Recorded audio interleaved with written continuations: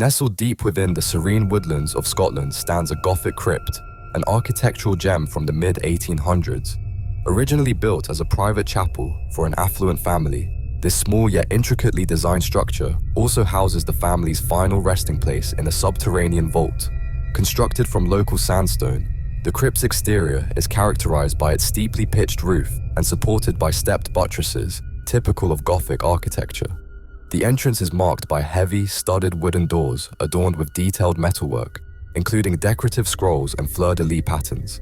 Above the doors, a pointed arch, which once held stained glass, now stands partially obscured, adding to the structure's mysterious allure.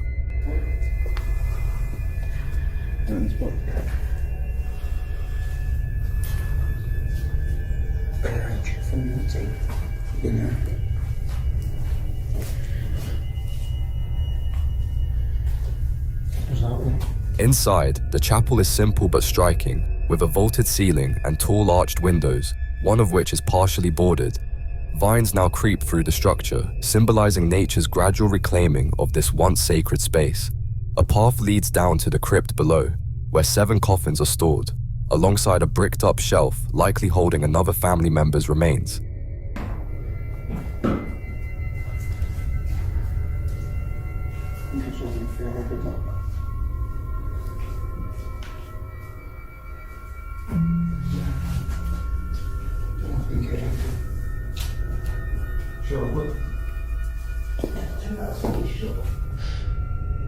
The crypt, with its eerie stillness and centuries-old secrets, remains a haunting testament to the passage of time and the Gothic revival that swept through Scotland in the 19th century. In the heart of Xochimilco's canals, just south of Mexico City, lies a peculiar and spine-chilling spot known as the Island of the Dolls, or La Isla de las Muñecas. This eerie location is home to thousands of dolls, most of them in various states of decay, hanging from trees and scattered around. The island's unsettling atmosphere is rooted in a haunting tale from the mid-20th century. The story begins with Don Julian Santana Barrera, a man who chose to live in isolation on the island. According to legend, he discovered the body of a young girl who had drowned in the canal's murky waters. Nearby, he found a doll, which he believed belonged to the deceased girl. To honor her spirit, he hung the doll on a tree. This simple act was the start of a bizarre obsession. Don Julian became convinced that the girl's spirit was haunting the island, and to appease her, he began collecting dolls from trash heaps and trading his homegrown vegetables for them. He hung these dolls, often broken or dismembered, all over the island. Over the decades, this morbid collection grew, transforming the island into a macabre shrine that attracts curious visitors and paranormal enthusiasts alike. Visitors have reported hearing whispers, footsteps, and even seeing the dolls' eyes follow them. Some locals believe the dolls are possessed by spirits, and the island has a strong paranormal presence. Despite these eerie claims, skeptics argue that these phenomena can be explained by the wind and the natural environment of the island. In a twist of fate, in 2001, Don Julian was found dead in the same spot where he believed he had found the drowned girl. His cause of death remains a mystery, though some say he drowned, while others believe he had a heart attack. His death only deepened the island's eerie mystique. Today, the Island of the Dolls stands as a chilling testament to Don Julian's obsession. In 2014, Carlos Wanzler and James Merrill, the masterminds behind the infamous TelexFree enterprise, found themselves entangled in a serious legal quagmire. They were charged by US federal authorities for orchestrating a massive Ponzi scheme disguised as a legitimate business. This scheme lured thousands of investors globally, under the pretense of offering lucrative returns on voice-over internet protocol services, while in reality, it was a fraudulent operation built on the recruitment of new participants. As the investigation unfolded, the extent of their deceit became glaringly evident. One significant development occurred when Kleber René Rosario Rocha, acting as a courier for Wanzler's nephew, was arrested. Rocha's arrest led to the seizure of a staggering $19.4 million hidden in a mattress box spring within an apartment in Westboro, Massachusetts. This discovery was a crucial piece in unraveling the international money laundering activities linked to TelexFree's ill-gotten gains. Despite these charges, Wanzler managed to escape to Brazil, taking advantage of the country's non-extradition policy for its citizens. Meanwhile, Merrill, who remained in the US, pleaded guilty to the charges of wire fraud in 2016 and faced significant legal repercussions.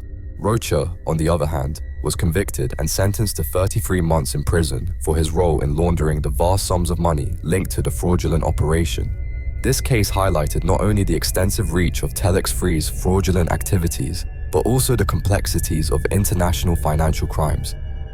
Amboy Theater, once a vibrant hub of entertainment in Sayreville, New Jersey, opened its doors to eager audiences in December 1979. For over 2 decades, this multiplex cinema captivated locals with its 14 screens, showing everything from blockbuster hits to intimate matinees. However, by May 2005, the theater was forced to close after a routine inspection uncovered a severe structural issue, a sinking foyer floor. This discovery marked the beginning of the end for a theater that had been a cornerstone of the community's social life. After the closure, the theater quickly fell into disrepair. By the time demolition began in August 2023, the once lively halls were filled with the remnants of its past. Items like old film reels, projectors, and outdated technology were left behind, gathering dust. The seats, which had once held thousands of moviegoers, now faced a blank screen.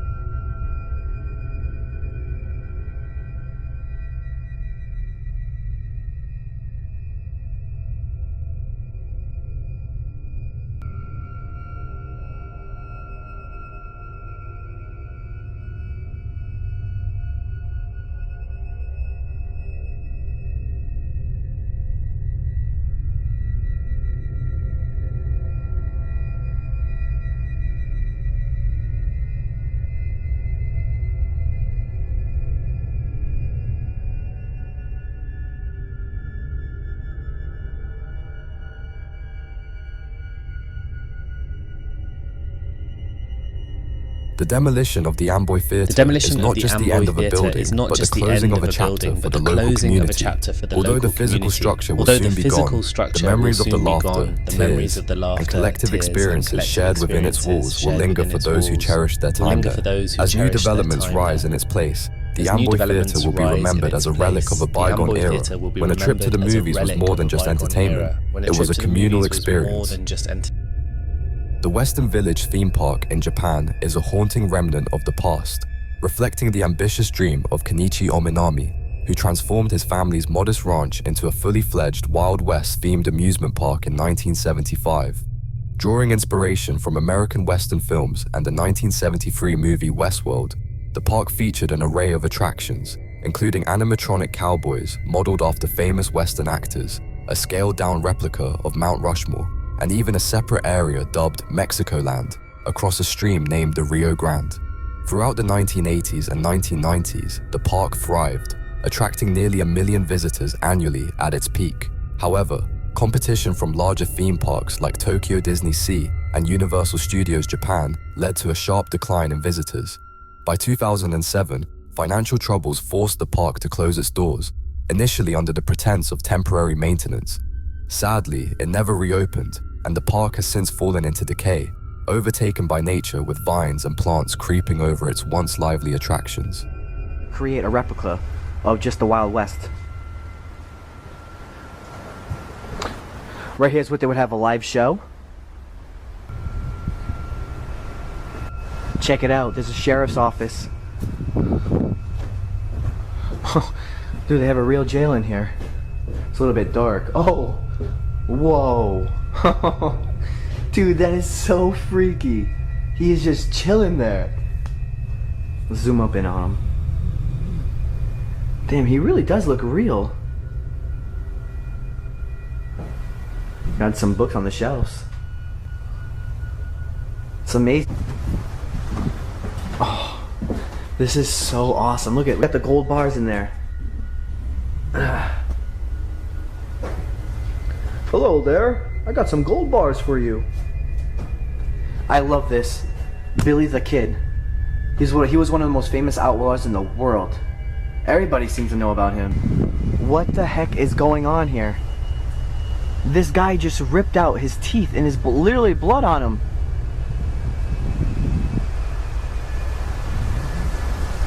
We gotta go inside this building. Today, the Western Village stands abandoned, with animatronic figures frozen in time and dilapidated structures adding to the eerie atmosphere. The park's closure marks the end of a dream, leaving behind a surreal and haunting sight that continues to captivate urban explorers and those fascinated by the relics of the past.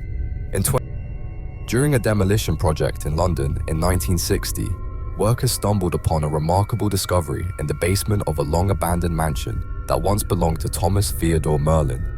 The mansion, dilapidated and forgotten, was being cleared to make way for new residential buildings. As the demolition crew worked in the basement, they uncovered thousands of small, tightly sealed wooden boxes meticulously arranged in rows. Intrigued by this unusual find, the workers began opening the boxes and were astounded by what they found inside. Each box contained the remains of strange and mythical creatures, reminiscent of beings from folklore and fairy tales. These bizarre specimens included everything from tiny winged humanoids to grotesque hybrids of animals and humans, all perfectly preserved and displaying fantastical features.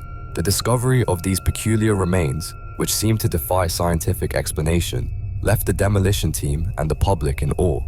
The mansion, which had been left to decay for many years, suddenly became the focal point of intense curiosity and speculation. It was revealed that Thomas Theodore Merlin, an eccentric cryptozoologist and fringe naturalist, had dedicated his life to collecting these extraordinary specimens. His work had been largely unknown until this unexpected find brought his life's obsession into the limelight.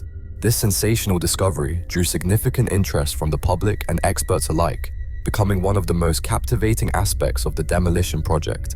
The existence of these mythical creatures, previously thought to be mere products of imagination, sparked debates and further investigations into the life and collections of Thomas Theodore Merlin.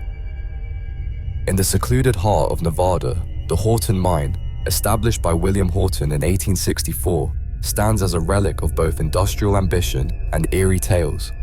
Originally built as a transport tunnel for the larger Victorine mine, this site played a pivotal role in moving ore through a sophisticated chute system that funneled resources down the mountain. The mine's operations thrived until 1931, when it was finally abandoned.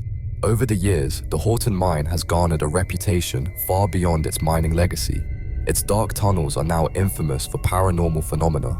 Visitors and explorers have reported unsettling experiences, from hearing disembodied voices and clanking chains to witnessing inexplicable movements. The most notorious incident involved a YouTuber who, during his exploration in 2013, captured video footage of heavy chains swinging on their own deep within the tunnel. When he returned a year later, he documented eerie voices and other unexplainable sounds, leading to widespread speculation about the site's haunted nature. In 1952, a formidable police station was established on Chicago's South Side, a product of local architect Paul Gerhardt's vision, known for its brutalist stone block design. This two-story facility, sheathed in Indiana limestone, stood out in the densely packed neighborhood, representing law and order in a city notorious for its criminal underworld. The building served as the main headquarters for dealing with Chicago's infamous gangs, earning its tough reputation over nearly 6 decades of operation. However, by 2012, under the administration of Mayor Rahm Emanuel, the station was closed as part of a broader initiative to cut costs and allocate police resources more efficiently across the city. Emanuel argued that the closure would not only save the city millions of dollars annually, but also allow for the redistribution of police officers to high-crime areas. Despite initial resistance, the decision was implemented, though it soon became controversial, as crime rates spiked in the following years. When the station was abandoned, it was left with remnants of its past, criminal files, mugshots, crime reports, and even a fingerprinting machine, frozen in time. The closure, meant to be a strategic move, ended up raising more questions about the impact of such decisions on community safety and the broader implications for urban crime management. Power's still on. There's lots of decay in here. This is actually a really cool place. There's mug shots on the wall, jail cells, fingerprint machines. I've been here a couple times over the last This is how you get to the cells.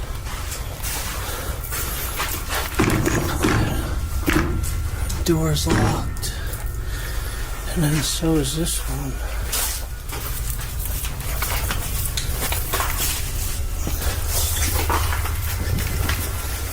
Yeah, they're locked. No windows were opened.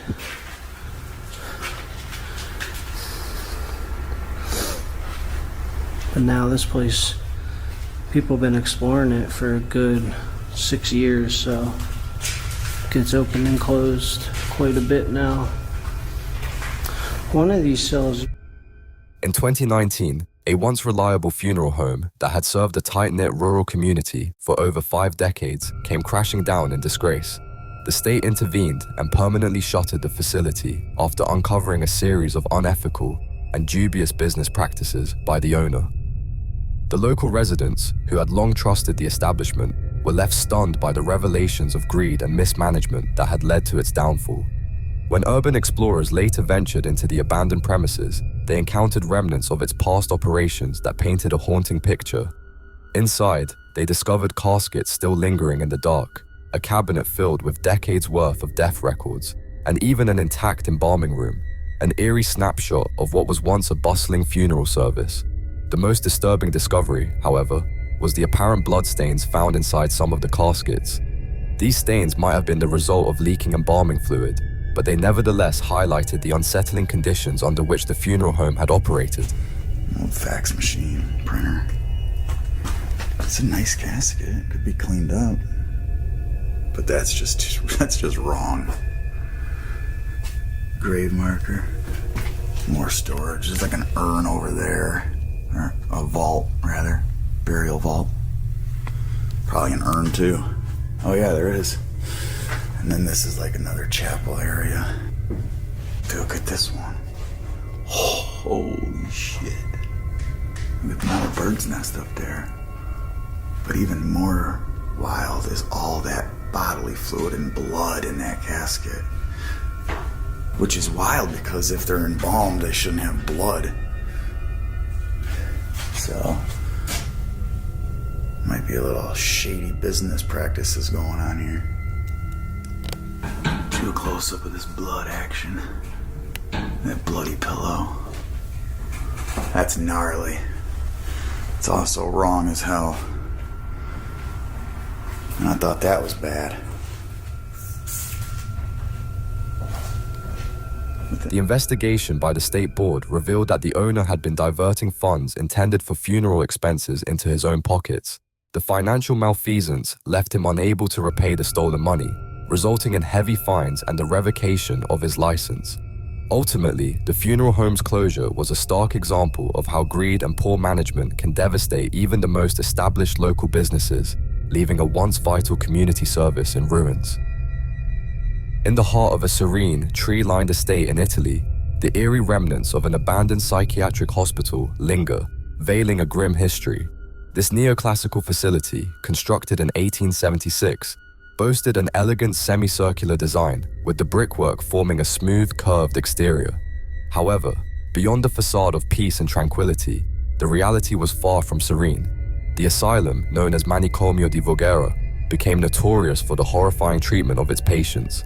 Inside, patients were subjected to inhumane conditions, including physical abuse and cruel medical experiments. The lack of external oversight allowed doctors to perform horrific experiments, often resulting in severe neglect and death. And lots of grime and decay. Look at the vinage growing in here. The greenery on the ceiling from the mold, moisture.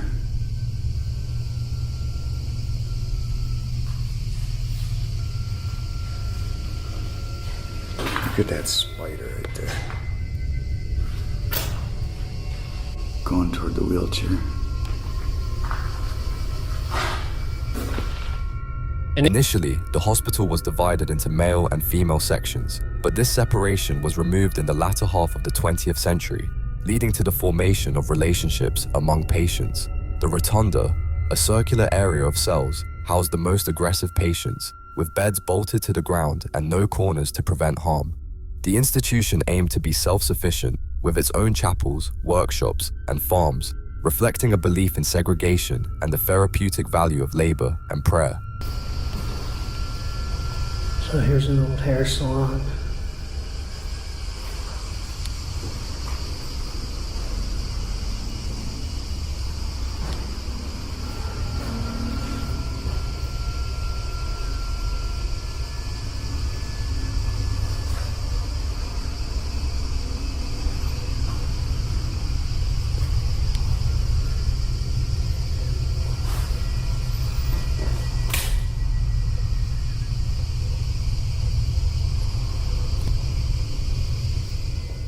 By the 1970s, financial deficits, overcrowding, and continued mistreatment led to a decline in patient care. The hospital's association with the eugenics movement further tarnished its reputation, as forced sterilizations and even euthanasia became part of its dark legacy. The grim reality of the asylum's practices came to light, leading to its closure in 1998. Today, the decaying ruins of Manicomio di Voghera stand as a haunting reminder of the brutal past.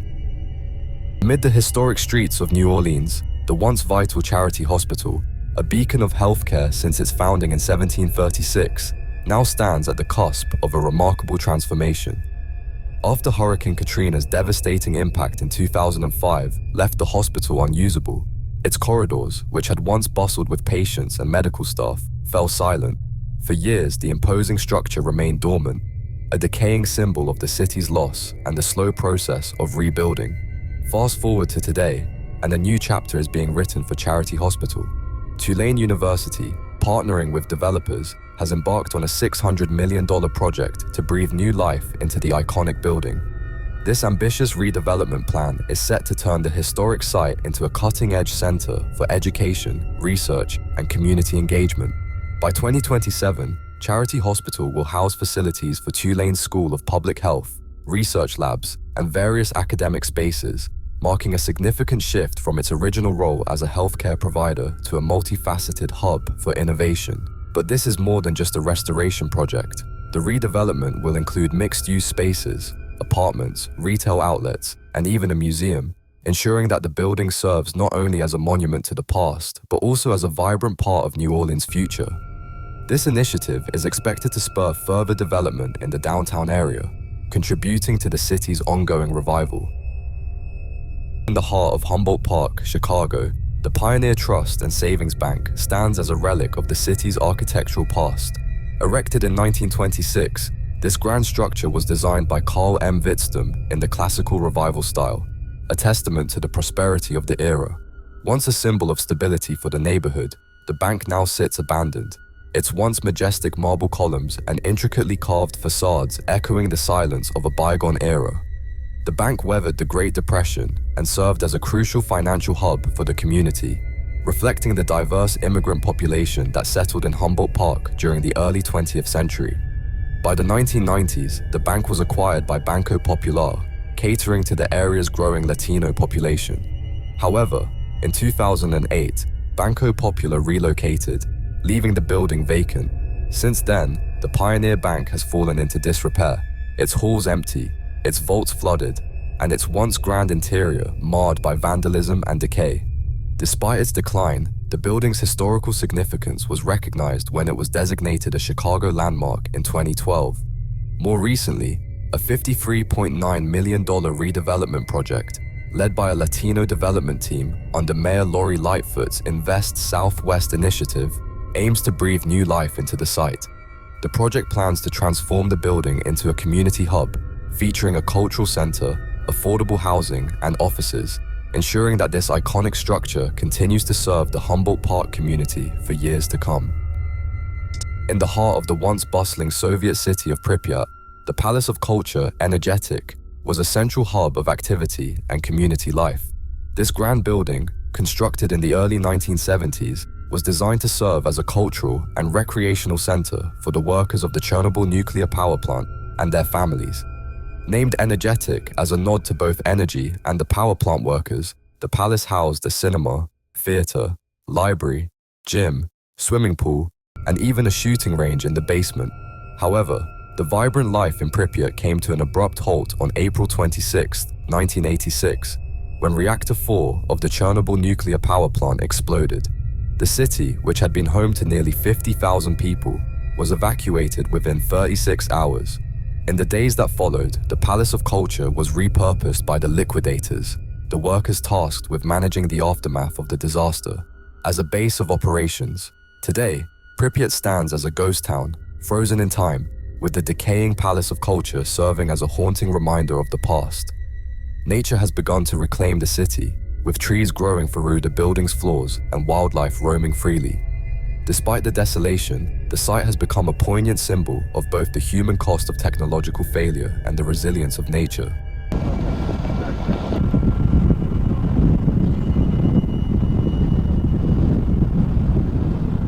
In the countryside of Taiwan, the Liu family mansion, commonly referred to as the Minxiong ghost house, stands as a haunting relic steeped in eerie legends. Built in 1929 by the wealthy merchant Liu Rongyu, this Baroque-style residence once epitomized grandeur, but has since fallen into disrepair, overtaken by nature and the chilling stories that surround it. The most pervasive legend involves a maid who, after a tragic love affair with the mansion's owner, took her life by jumping into the family well. Her restless spirit is said to have driven the Liu family to abandon the mansion in the 1950s. Over the years, other stories have added to the mansion's haunted reputation, including tales of Japanese soldiers from World War II who met their demise within its walls, either by sickness or suicide, possibly driven by homesickness or madness. These ghostly inhabitants are said to still linger, and the mansion has become a popular site for thrill seekers, especially during Taiwan's Ghost Month.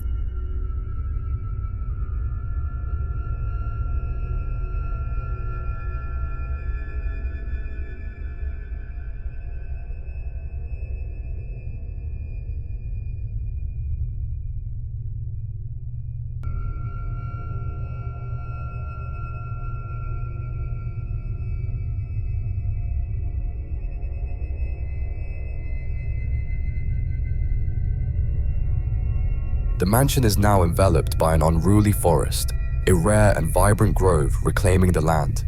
The decaying structure, with its collapsed floors and crumbling walls, adds to the ghostly ambience, making the Minxiong ghost house both a natural and supernatural spectacle.